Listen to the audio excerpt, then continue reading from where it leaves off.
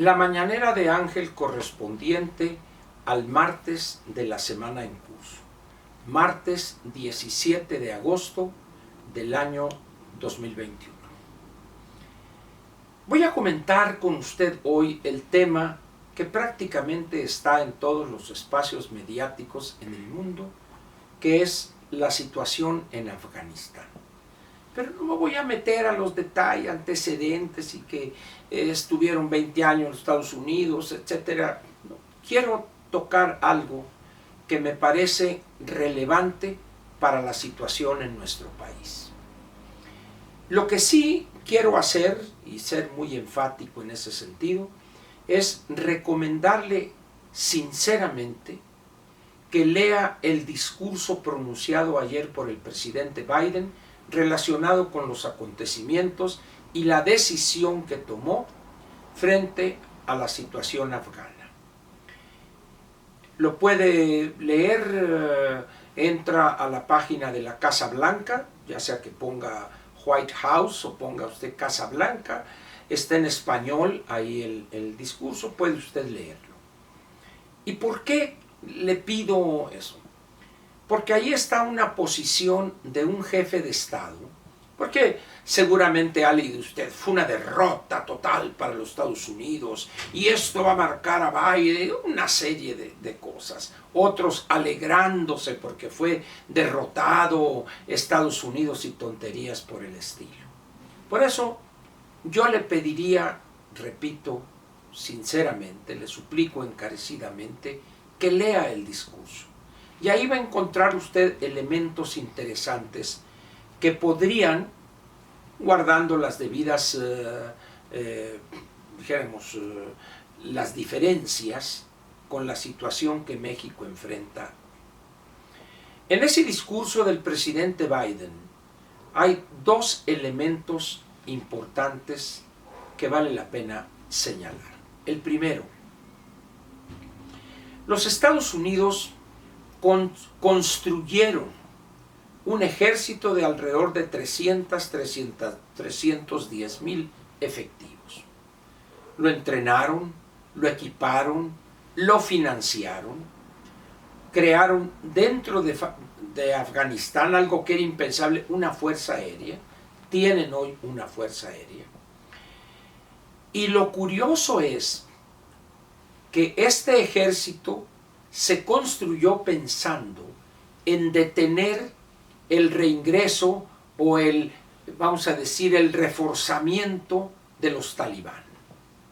El objetivo de ese esfuerzo de los Estados Unidos era construir, entrenar y equipar unas fuerzas armadas que detuvieran, que mantuvieran a raya, por así decirlo, a los talibán. Muy bien. El presidente Trump firmó un acuerdo que decía que para mayo de este año deberían estar fuera. El presidente Biden, en un acto de razón de Estado, dice es un acuerdo que se tomó y no le echa la culpa a Trump para nada, o sea, es una continuidad. Y dice algo que vale la pena señalar. Yo no voy a arriesgar, dice como presidente de los Estados Unidos, a soldados, aparte de sus fuerzas armadas, para ir a pelear una guerra que los afganos, las tropas afganas, no quieren pelear. Repito, no voy a enviar yo a soldados norteamericanos a ofrendar su vida. Murieron casi 2.500 elementos del ejército norteamericano en esos 20 años, para librar una guerra en contra de los talibán que las fuerzas armadas o los afganos no quieren pelear. El juicio es impecable. Si usted observa, prácticamente regresaron en 2 semanas, ya se habían apoderado del país sin disparar un solo tiro. Pero luego hay otro elemento que vale la pena también señalar aquí. El caso del gobierno afgano. El señor presidente teniendo todos los elementos, un ejército y en todo caso de haberlo requerido el apoyo de la comunidad internacional, el Señor dice, ahí se ven, yo me voy porque si me quedo esto va a morir mucha gente. ¿Recuerda usted esa expresión de alguien que dijo en relación con lo de Culiacán? No, pues yo ordené que lo soltaran porque si no iba a morir mucha gente. Igualito que el presidente afgano. Y hay otro elemento que no lo dice el presidente Biden, pero que periódicos como el New York Times o el Financial Times y algunas otras publicaciones hablan de documentos que se filtraron a la prensa el año pasado, un dossier importante, donde se demostraba que los informes que estaban entregando los responsables militares en Afganistán le mentían al presidente Trump o daban informes rositas, vamos a decirlo, demasiado positivos, pongamos, como guste usted. Y de repente la realidad se aparece y se dan un frentazo los Estados Unidos. Esos dos elementos son la gran enseñanza que la situación de Afganistán tiene para nosotros. Me explico. Usted piensa que otro país, ya ve que mucha gente dice, ¿qué va a hacer Estados Unidos en México? A ver, Estados Unidos no tiene por qué venir a hacer, en términos políticos, en contra de López, lo que nosotros nos negamos a hacer. Es decir, aquellos que esperen que va a venir Biden y va a mandar fuerzas y manotazos y eso. No, señores, no nos equivoquemos.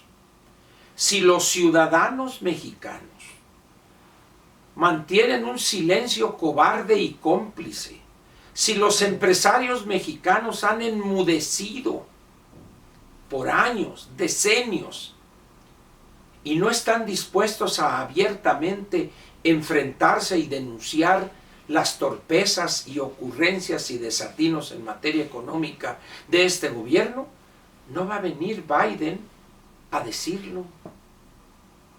Estamos igual que en Afganistán. Si los ciudadanos mexicanos no quieren defender su libertad, su futuro, un manejo sano y correcto de las finanzas públicas, no va a venir gente de fuera a hacerlo. Esa es la primera enseñanza que tiene la situación de Afganistán y su desenlace para México. Segunda enseñanza. Así como los reportes que se enviaban al Pentágono, donde decían, vamos muy bien, esta fuerza puede detener a los talibanes, etcétera, etcétera, así Gabriel García le decía al presidente de los servidores de la nación, y vamos a ganar aquí, y tenemos tantos votos, y así le decía a Mario Delgado, vamos a ganar las 15 gubernaturas, y vamos a tener la mayoría calificada, y vamos a tener 251 diputados nuestros, etcétera, etcétera. Pero resulta que eso era mentira, completamente una mentira. Aquí la señora anticientífica Sheinbaum ya se veía arrollando y de ahí a la presidencia de la República. Ténguele. En el momento en que la realidad se le aparece a López, al presidente, en ese momento, vámonos Gabriel, agarra tus chivas y vete para el Senado allá a que te aguante Monreal.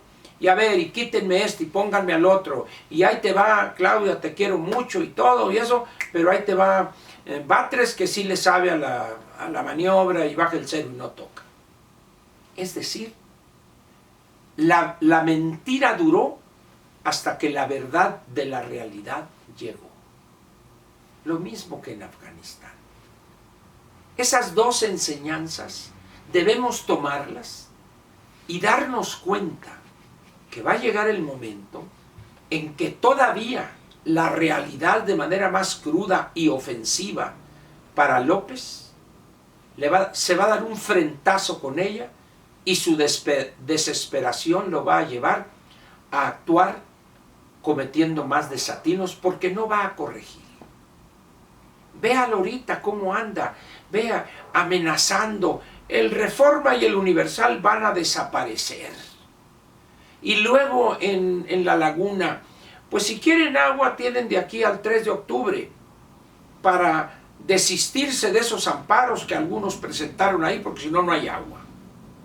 Y dice uno, ¿qué le pasa al presidente? Nada, simplemente es la locura ya en su chompeta.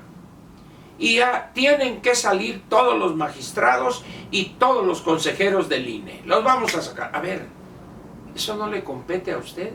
En todo caso, presente una iniciativa de reforma electoral que no requiera modificar la Constitución porque no le van a alcanzar los números. Serían cambios cosméticos, pero, señor, usted no puede hacer eso, pero lanza esas bravatas cual bravero de cantina para su clientela, para decirles, vean, y vamos a acabar con estos y el otro y el otro. No puede hacer eso. Es una mentira, es como tampoco puede imponer por sus cataplines cambios a la reforma energética. Ya están suspendidas los cambios a la ley de la industria eléctrica y a la ley de hidrocarburos. ¿Por qué? Porque son violatorias esas reformas a la Constitución. Ya la Suprema Corte, el ministro presidente le dijo, vámonos, para afuera, 13 transitorio, a chupar faros. Es decir, por eso es importante entender la realidad que más temprano que tarde va a enfrentar López. Y es un hombre tan soberbio, tan autoritario, como todo cacique pueblerino, que en vez de rectificar, en vez de adecuarse a esa realidad, cree que al conjuro de su verbo florido la va a cambiar. No es cierto. No va a cambiar esa realidad simplemente con un abracadabra, patas de cabra. Atendamos pues esto que está pasando allá en lo que podría representar para nosotros una enseñanza. Habrá otras, ya las comentaremos en los próximos días. Por lo pronto termino suplicándole encarecidamente que lea el discurso del presidente Biden. Muchas gracias y lo espero mañana miércoles.